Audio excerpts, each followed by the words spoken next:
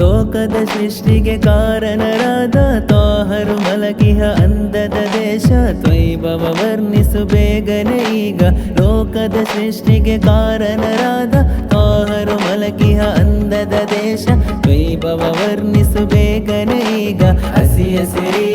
ಹಾಸಿಗೆಯಂತೆ ದ್ರಾಕ್ಷಿಯ ತೋಟಗಳು ಸಾಲಾಗಿ ನಿಂತಿರುವ ಖರ್ಜೂರದ ವೃಕ್ಷಗಳು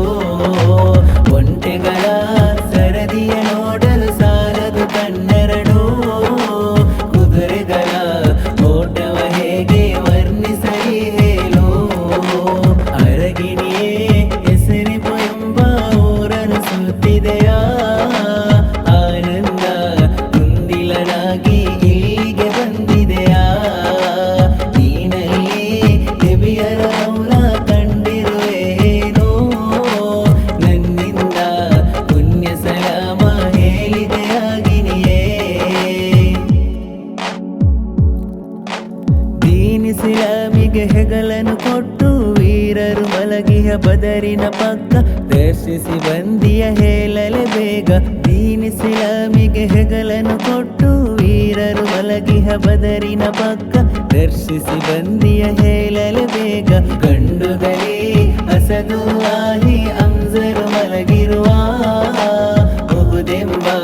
ಪರ್ವತ ತಪ್ಪಲು ಕಥೆಯನ್ನು ಹೇಳಿದ್ದ ಅಬುಬಕರ್ ಉಮರ್ ಉಸ್ಮಾನ್ ಅಲಿ ಎಂಬ ಮಹಾತ್ಮರಿಗೆ ಈ ನನ್ನ